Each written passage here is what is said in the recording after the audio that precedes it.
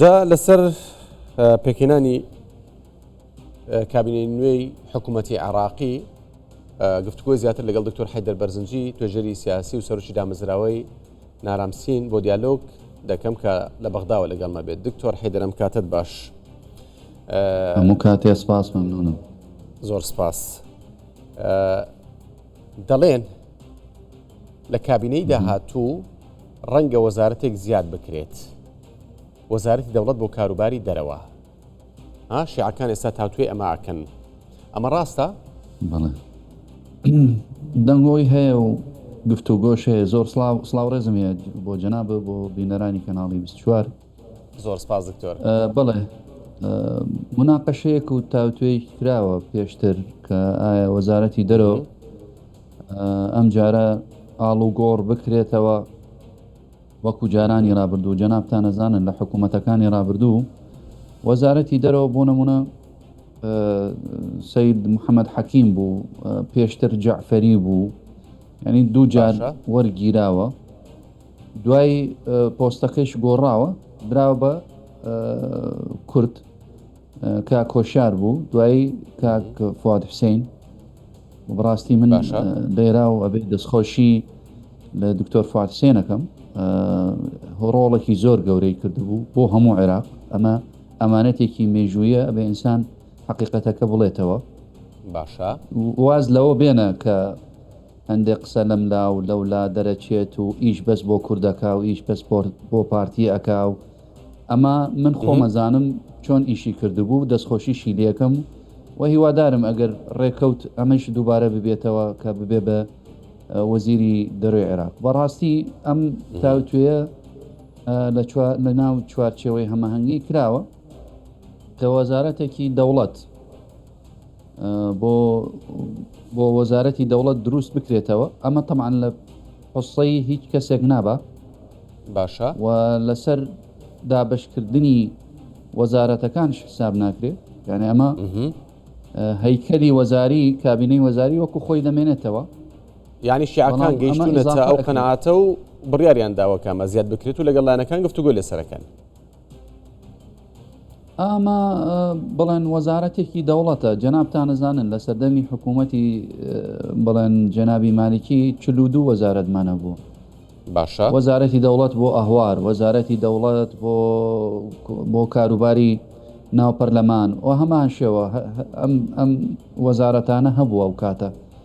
بەڵام خۆی عادەتەن شخصێک ینی کەسێکە ببێ بە وەزیر بۆ زیاتر چۆن وەکو ممەسیلەی حکوومەتی هەرێمی کوردستان لە ناو وڵاتان تقریبەن بەم شێوازە ئەم کارە و بارە ئەکات. یعنی ئەمە نەسەفیری هەیە خۆ نە بەعسەیەکی دیبلۆماسی ئەبێت، ئەمە ناکرێ خۆت و سەفارەت لە ناو حکوومەتە ناکرێت. بەڵام ئیش و کاروباری ئەوەیە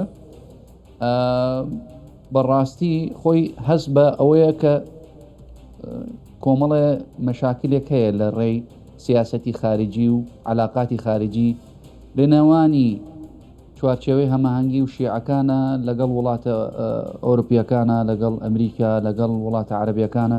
ئەیانەوێ وەزارەتێکی ئاوا دروست بکرێتەوە بۆ ئەوە علاقات زیاتر بەقووەت کات لە باڵی وەزارەتی دەروی عێراقیش و سەفیرەکانە. بەڵێ زۆر باشە. دکتۆر هەندێک دەیانگوت سەرەتی هەفتەی داهاتوو کابینەکەی عەلی زەیدی لە پەرلەمان متمانە وەردەگرێت.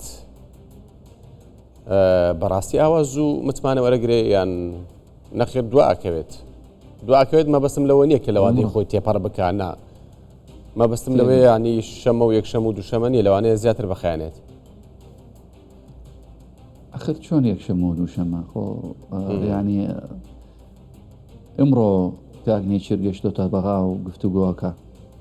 باشە اینجا دوێنێ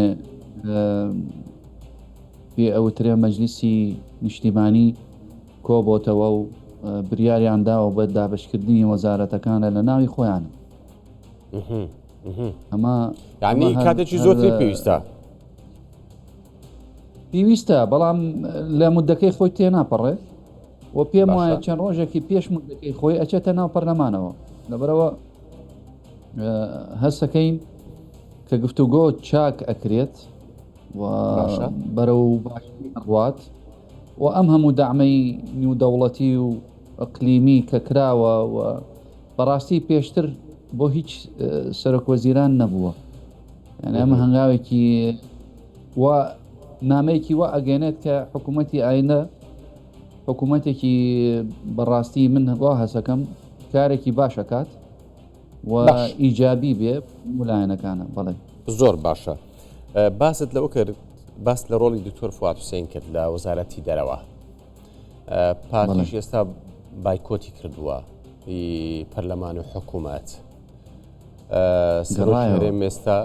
سەرۆ چێرێم ئێستا لە گەڕایەوە بڵێ بایکۆت نەماوە لە پەرلەمان چۆن ئەوە نیە تا ئێستا بڕیاری نەداوە پارتی بگەڕێتەوە نا داوای کرده بوو جەنابی زەیدی لە پێم وایە لە جەنابی کاک مەسعود و لە هەموو لایەنەکانە لە جەنابی کاک مەسرور و کاک نیچیر کە ئەم پایکۆتە نەمێنێت وە بگەڕێنەوە بە هەنگاوی یەکەم بریاریان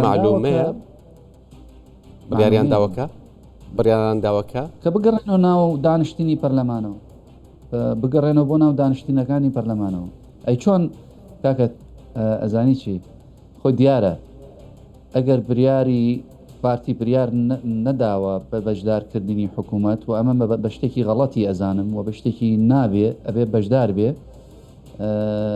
بریاریان ناوە کە بەشدار ببن من وەکو چاودێری سیاسی ئەڵێن ناکرێ بەشدار نەبن ئەبێ بەشدار بن ئەوەی معلومەیە کە پارتی گەڕێتەوە و گەڕاوەتەوە ئەگەر نەگەڕێتەوە بۆچی کاگنی چرم ڕۆ لە بەغا ئەی چۆن دەنگەندرێتە سەر حکوومەتی و کابینەی نیۆ ئەگەر پەرلەمانتار بەشدار نەبێ ئەی نابێ بەشدار بن نابێ ئامادە بن لە جەلسەکانی پەرلەمانەوە دکتۆر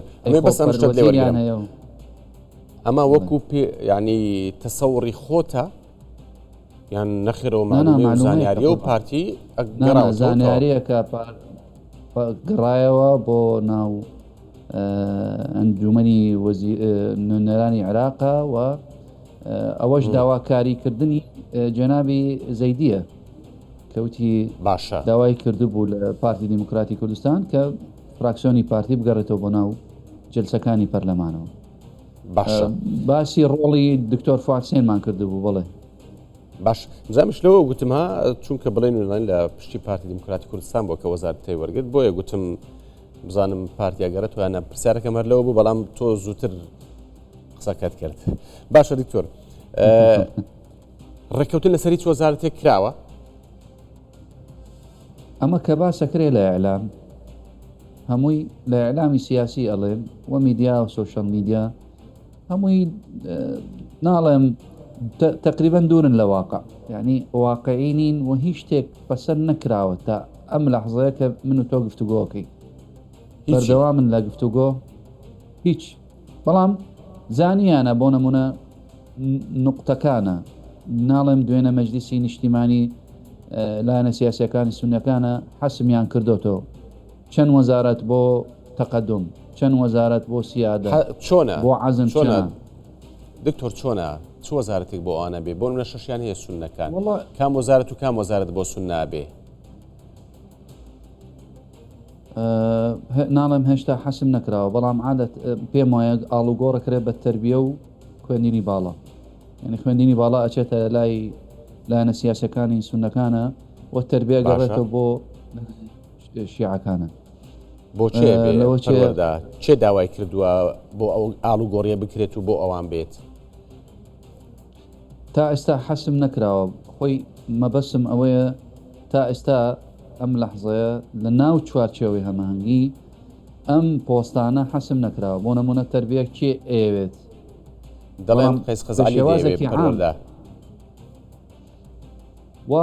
وام بیست بوو بەڵام تا ئێستا ئەوانش تەسریحیان نەیاوە و تەکیدیشیان نەکردوتەوە کە ئەوان پەروەردەیانەوێت بەڵام بە شێوازێکی عام چوارچێوەی هەماهەنگی وتی بە عادەتەن لە دوو دەورەی حکوومەت یا دوو دەورە یا سێ دەورە دوو تا سێ ئاڵوگۆڕ ئەکرێ لە ناو وەزارەتانە بۆچی بۆ ئەو نەبێ بە عورف یعنی نەبێ بە تابۆ مڵکی فڵان حزب ئەبێ وەزارەت یعنی نەبێ بە سیاق زۆر باشە بەڵێ سوپاس بۆ دکتۆر حەیدەر بەرزنجی توێژەری سیاسی و سپاس بۆ دامەزراوەی نارامسین بۆ دیالۆگ کە لە بەغداوە لەگەڵمان بوو. سپاس.